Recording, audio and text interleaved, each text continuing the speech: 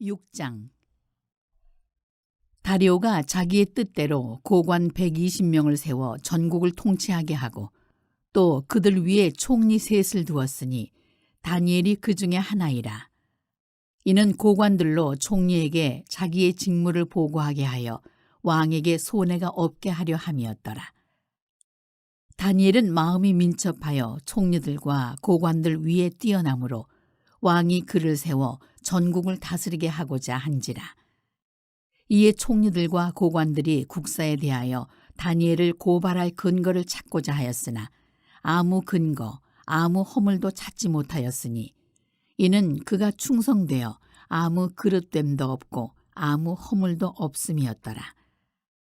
그들이 이르되 이 다니엘은 그 하나님의 율법에서 근거를 찾지 못하면 그를 고발할 수 없으리라 하고 이에 총리들과 고관들이 모여 왕에게 나아가서 그에게 말하되 다리오 왕이여 만수무강하옵소서. 나라의 모든 총리와 지사와 총독과 법관과 관원이 의논하고 왕에게 한 법률을 세우며 한 금령을 정하실 것을 구하나이다. 왕이여 그것은 곧 이제부터 30일 동안에 누구든지 왕 외에 어떤 신에게나 사람에게 무엇을 구하면 사자굴에 던져 넣기로 한 것이니이다.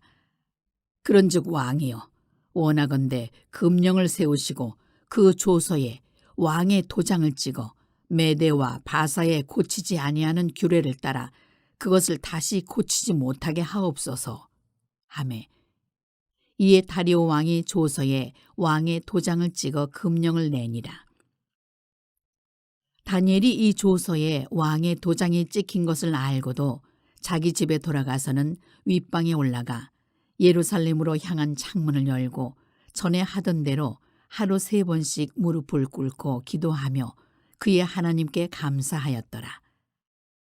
그 무리들이 모여서 다니엘이 자기 하나님 앞에 기도하며 간구하는 것을 발견하고 이에 그들이 나아가서 왕의 금령에 관하여 왕께 아뢰되 왕이여 왕이 이미 금령에 왕의 도장을 찍어서 이제부터 30일 동안에는 누구든지 왕 외에 어떤 신에게나 사람에게 구하면 사자굴에 던져 넣기로 하지 아니하였나이까 하니 왕이 대답하여 이르되 이 일이 확실하니 메대와 바사에 고치지 못하는 규례니라 하는지라.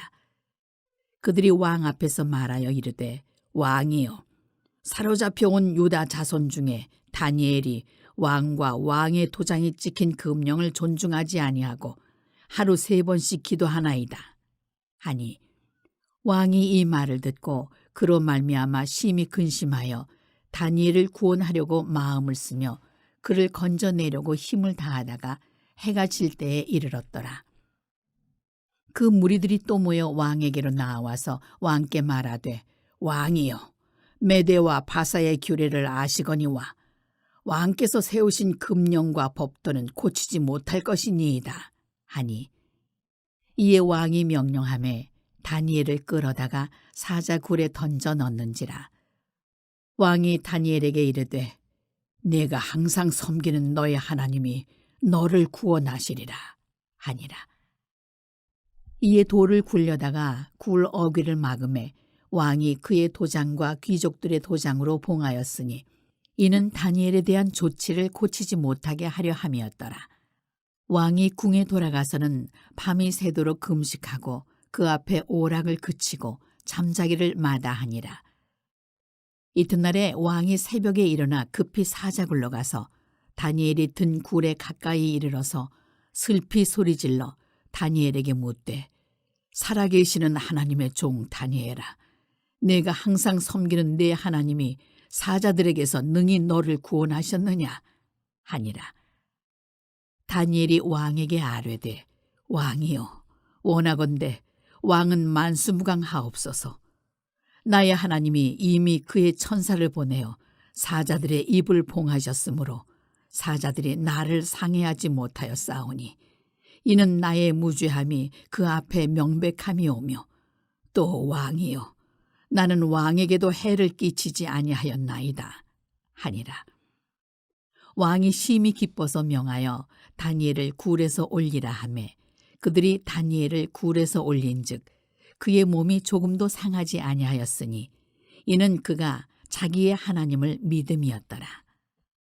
왕이 말하여 다니엘을 참수한 사람들을 끌어오게 하고 그들을 그들의 처자들과 함께 사자굴에 던져 넣게 하였더니 그들이 굴 바닥에 닿기도 전에 사자들이 곧 그들을 움켜서 그 뼈까지도 부서뜨렸더라.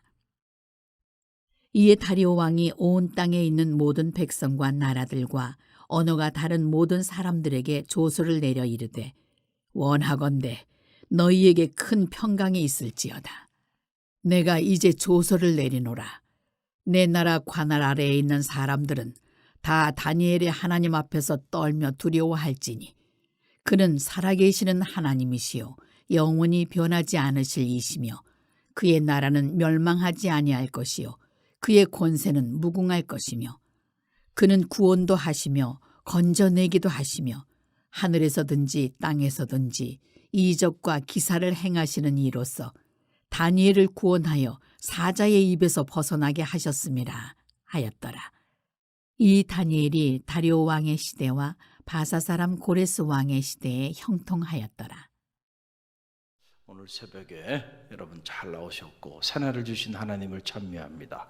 할렐루야. 오늘도 우리에게 새로운 날을 주신 하나님 감사하는 마음으로 또 한 달의 삶을 여는 우리 갈릴리 모든 새벽 사람들이 되시기를 간절히 바랍니다. 다니엘서 한 장 한 장을 읽으면서 우리가 또 새롭게 밀려오는 감동이 있고 또 영적인 도전이 있고 또 우리를 향한 하나님의 놀라운 음성을 듣게 됩니다. 오늘 이 6장 말씀 역시 놀라운 말씀이 이 한 장의 말씀 안에 기록이 되어 있는 걸 보게 돼요. 영원할 것 같았던 바벨론 제국도요 때가 되니까 무너지기 시작합니다. 참 역사를 보면은요 많은 것들을 깨닫게 되죠. 오늘날도 그렇게 대단한 제국이라고 자칭하는 나라들 영원할 것 같지만 역사를 보면 그런 나라들도 영원하지 않습니다. 언젠간 또 무너질 때는 한순간에 무너지게 되는 거예요. 바벨론이 무너질지 당시 누가 상상이나 했겠습니까? 여러분 상상할 수 없는 그런 일이 일어나게 됩니다. 그리고 메대와 바사라고 하는 새로운 제국이 등장하고 그리고 그 새로운 제국이 역사를 제패하면서 새롭게 나가는 그런 이야기가 이 다니엘서 6장에 이렇게 기록이 되고 있어요. 느부갓네살 그 어마어마한 바벨론 제국을 건립했던 인물입니다. 그도 때가 되매 이제 하나님 나라로 가고 그리고 그의 아들 벨사살이 등극을 하지만은 우리가 이미 묵상했듯이 아버지의 좋은 장점을 잘 계승했다고 한다면 벨사살이 보위에 올라 얼마 되지 않아서 비참한 죽음을 당하지 않았을 텐데 그가 나쁜 것만 계승한 겁니다. 그랬을 때 결국 하나님이 촛대를 옮겨버립니다. 그래서 벨사살이 그날 밤에 죽임을 당하게 되고 그리고 그의 나라 그의 제국도 이제 메대와 바사라고 하는 새로운 제국에 의해서 제패를 당하고 그리고 새로운 문명과 새로운 나라가 세워지는 이런 역사의 그 변화무쌍한 이러한 삶의 모습을 우리가 이 다니엘서 6장을 통해서 보게 됩니다. 이걸 보면서 첫 번째 제 안에 드는 생각은 그렇구나. 세상에 영원한 것은 없구나. 그렇죠. 권력도 영원할 것 같죠. 여러분 한번 생각을 해보세요. 이 바벨론 제국의 도시가 20km 정사각형으로 20km, 20km, 20km, 20km. 그러니까 여기서 20km면 어디까지 가야 됩니까? 그 당시에 성의 높이가 100m. 그리고 이 성의 폭이 26m. 여러분 그러면 이 도성이 얼마나 어마어마한 도성이 당시에 말이죠. 이게 바벨론 제국입니다. 이런 제국을 여러분 누가 무너뜨릴 생각을 하겠어요? 감히 영원할 것 같죠. 그러나 저런 제국도 하나님이 촛대를 옮기시면 한순간에 무너지는구나. 오직 영원한 것은 하나님밖에 없습니다. 세상의 권력이 영원할 것 같죠? 여러분, 절대로 영원하지 않아요. 개인의 삶도 마찬가지고요. 한 국가도 마찬가지예요. 지금 섰다고 아니에요. 무너지는 건 한순간에 무너집니다. 여러분, 역사를 보면 다 할 수 있는 일이에요. 그 대단했던 로마, 모든 길이 로마로 향하던 그때 누가 로마가 멸망할 걸 상상이나 했겠어요? 그러나 그 로마도 멸망하는 겁니다. 그 대단했던 이집트의 문명도 다 멸망하는 거예요. 할렐루야. 지금 미국이라는 나라가 대단한 힘을 가지고 있지만 저 나라도 영원할 수는 없어요. 정신 차려야 돼. 할렐루야. 오늘 우리나라도 마찬가지죠. 이렇게 여러 가지로 하나님이 축복해 주셔서 풍요를 구가할 때 이때 정신 차리지 않으면 한순간에 사라집니다. 그냥 눈 깜짝할 사이에 죄의 죄도 남지 않을 수가 있어요. 역사를 보면 알 수 있는 겁니다. 중요한 건 하나님이 영원하신 하나님께서 촛대를 옮기지 않고 붙잡아 주셔야 되는 거예요. 할렐루야. 그래서 우리가 늘 겸손한 마음으로 하나님 앞에 기도하며 나가야 되는 거죠. 이 메대와 바사, 이것은 두 민족이 연합으로 한 나라를 이룬 그런 제국이거든요. 그런데 후에 이 메대와 바사가 한 나라로 연합을 하게 됩니다. 이게 페르시아예요. 그래서 느부갓네살 왕 그리고 벨사살이 잠깐 다스렸고 그리고 이 메대와 바사 제국을 통치했던 인물이 다리오 왕입니다. 다리오 왕. 여러분 많이 들었잖아요. 그리고 이 다리오 왕의 세대가 지나게 되면 이제 페르시아의 시대가 이루게 되는데 그 페르시아의 제국의 대왕으로 쓰임 받는 인물이 고레스라는 인물이에요. 고레스. 근데 지금 이제 이 다니엘서 6장은 이제 다리오 왕에 대한 얘기, 메대와 바사의 시대가 열리면서 그 왕으로 등극했던 인물, 다리오 왕, 그를 중심으로 전개되고 있는 감동적인 하나님의 역사의 구원의 드라마가 이 다니엘서 한 장 안에 다 기록이 됩니다. 자, 다리오 왕이 이제 새로운 제국을 이끌면서 역사의 무대에 등극했어요. 그리고 각 그 제국을 다스리기 위해서 120명을 세웁니다. 그래서 전국을 다스리게 해요. 지금은 뭐 한 도지사급 정도 되겠죠. 120명을 전국으로 120개를 구역, 행정구역을 나눠서 리더를 세우고 그 위에 총리 3명을 둡니다. 그 총리 3명 중에 한 사람으로 쓰임받은 사람이 누구냐면 다니엘이에요. 따라서 다니엘이에요. 그러니까 다니엘도 대단한 인물이에요. 제국이 바뀌었는데도 다니엘이 쓰임받아요. 참 이 대목을 보면서도 그렇구나. 우리가 쓰임받되 이렇게 유효기간 길게 쓰임받는 거 이걸 왜 기도해야 되겠구나. 할렐루야. 나라가 바뀌었습니다. 왕도 바뀌었어요. 그런데 다니엘은 정교하게 쓰임받아. 할렐루야. 이게 참 다니엘을 보면서 우리가 자녀를 위해 기도할 때 어떻게 기도해야 될까? 또 여러분 자신을 위해서 기도할 때도 저는 여러분이 하나님과 사람 앞에 정교하게 쓰임받되 세상이 뒤집어져도요. 여러분의 자리는 빼앗기지 마시기를 간절히 바랍니다. 할렐루야. 여러분이 자녀를 위해 기도할 때도요. 구체적으로 기도하세요. 우리 자녀가 이렇게 유효기간 길게 쓰임받게 해달라고. 이 다리오 왕이 말이죠. 보니까 사람 보는 눈이 있었던 거예요. 다니엘을 가만히 보니까 바벨론 제국에서 쓰임받았던 사람인데 그런데 인물이 아까운 거야. 그래서 다니엘은 사용합니다. 여러분께서 그 내용을 보게 되면 다니엘의 인물됨에 대한 기록이 나오는데 그게 3절에 나와요. 3절 함께 읽어봅니다. 다니엘은 마음이 민첩하여 총리들과 고관들 위에 뛰어남으로 왕이 그를 세워 전국을 다스리게 하고자 한지라. 자, 다리오 왕이 다니엘을 그렇게 쓴 데는 아무 이유 없이 그런 게 아니고 그의 마음이 어떻게 했다는 거예요? 민첩했다. 이게 무슨 말일까요? 가만히 보니까 이 다니엘이라는 이 사람의 인물됨을 보니까 마음이 민첩했다는 건 뭘까요?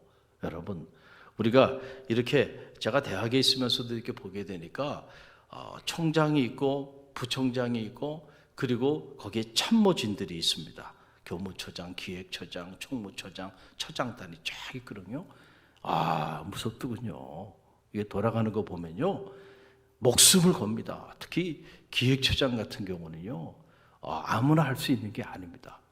여러분, 조 단위를 움직이는 거예요.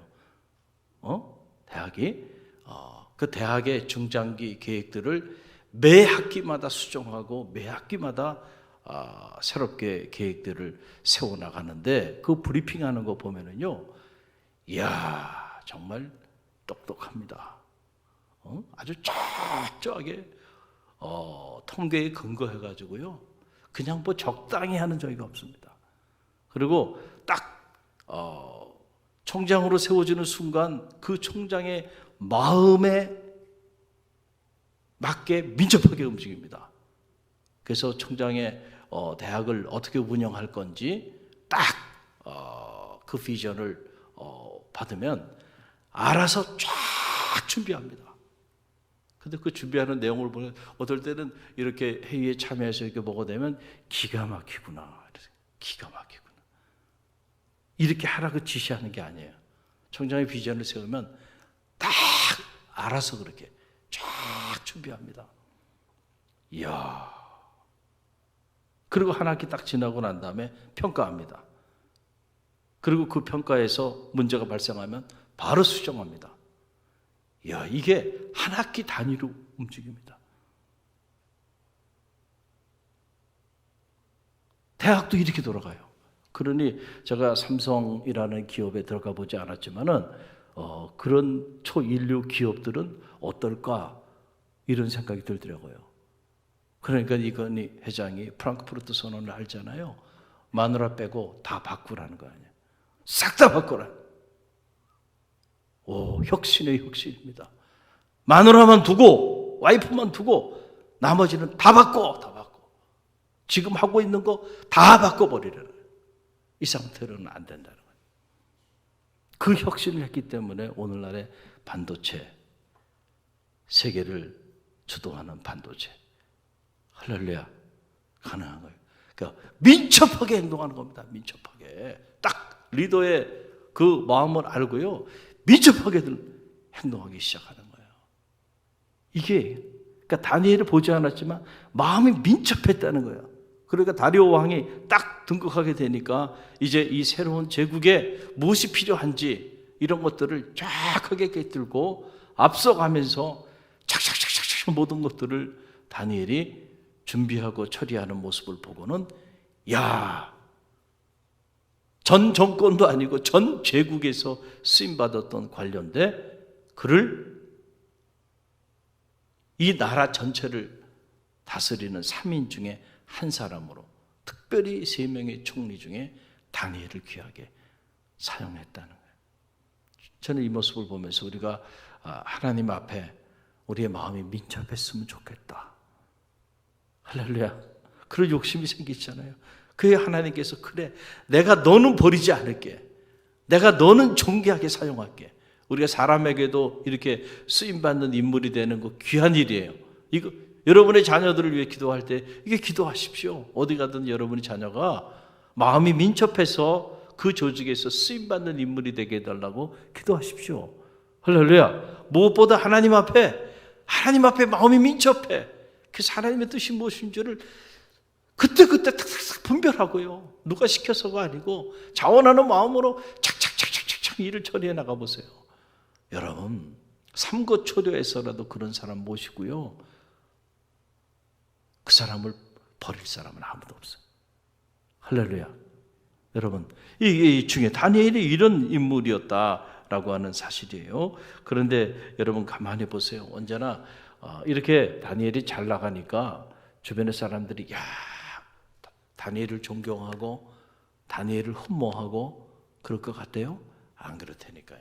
여러분, 미국 사람들의 말 중에 이런 말이 있어요. 여러분이 바룸에 있을 때 when you are at the bottom, 내가 네 인생의 밑바닥에 있게 되게 되면은 사람들이 너를 함부로 대한다는 거예요. 함부로 대요. 근데 when you are at the middle, 여러분이 이 중간쯤 이렇게 살게 되면 그때는 사람들이 너를 어떻게 대하냐면 너를 무시한다는 거예요. 무시한다는 거예요. 이그노우한다는 거예요. 그럼 여러분이 when you're at the top, 여러분이 탑의 자리에 딱 올라갔어. 그러면 사람들이 여러분을 다르게 대할 것 같죠. 그러면 그때는 사람들이 they hate you. 그들이 너를 미워할 거다는 거예요. 그러니까 세상에게 인정받으려고 몸부림치지 마세요. 세상은 여러분 영원히 인정하지 않습니다. 그 사실 잘 알아요. 특별히 우리 성도들이 거룩한 삶을 사는데 이 악한 세상이 여러분을 흠모하고 존경할 것 같아요? 여러분이 그걸 구하고 있다고 한다면 꿈 깨야 돼요. 그런 일이 일어나지 않아요. 할렐루야. 네? 자, 보세요. 다니엘이 이렇게 정교하게 쓰임받게 돼. 그 마음이 민첩해서 하나님이 주신 지혜를 가지고 그렇게 그가 나갔을 때 다리오 왕이 그를 높이 그렇게 존귀하게 딱 흠모하면서 들어 사용하니까 사람들이 야, 참 저 사람 대단하다. 흠모하고 존경하면서 그럴 것 같지만 그렇지 않다니까요. 시기하고 질투하고요. 그리고 저놈의 자식 저거 끌어내려야 되겠다. 아니 그래가지고 뒷조사를 하기 시작하는 겁니다. 무너뜨리기 위해서. 그래서 그 고관들과 관료들이 모여가지고 어떻게 하면 저놈을 좀 끌어내릴까? 시기하고 질투한다니까요. 이렇게 끌어내리기 위해서 다 찾아봤는데 다니엘이 하나님 앞에 흠이 없는 사람이야. 그러다 보니까 아무리 찾아봐도 뭐예요? 다니엘을 끌어내릴 허물을 발견하기가 어려웠어요. 그러고 보니까 아하, 저 다니엘이라는 인물은 하나님과의 관계에서 허물을 찾지 않으면 도저히 허물을 찾을 게 없구나. 그러고 나서 보니까 하루에 3번씩 예루살렘을 향하여 창을 열고 기도하는 습관을 가지고 살아가는 모습을 본 거예요. 저거다.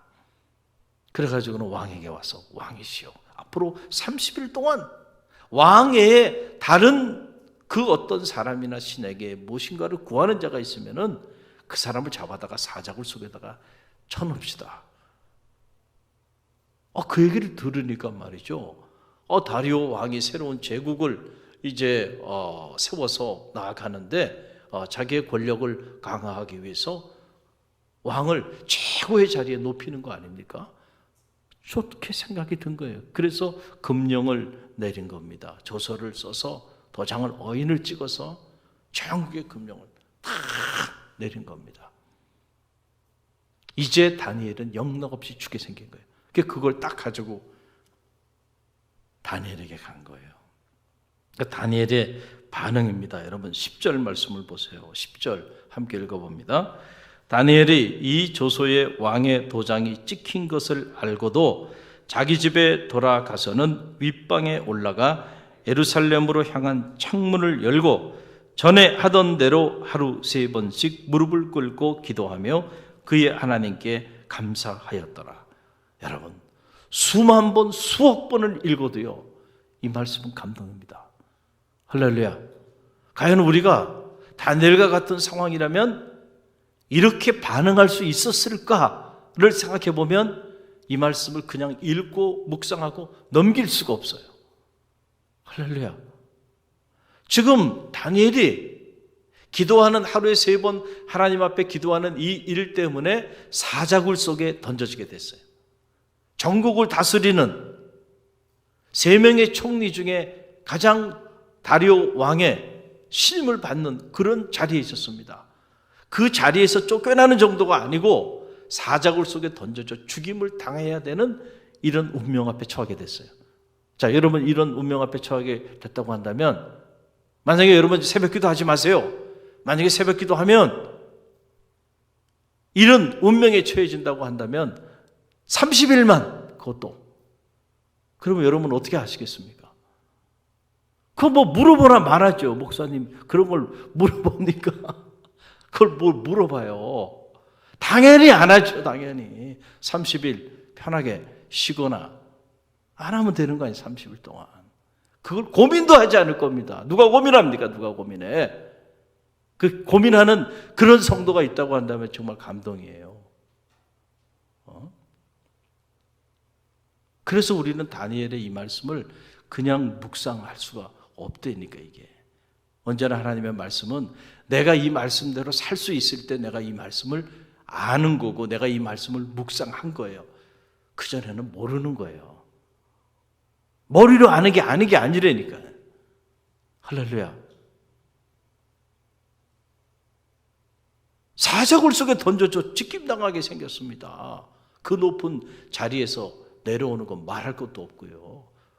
30일만 기도하지 않으면 돼요. 30일만.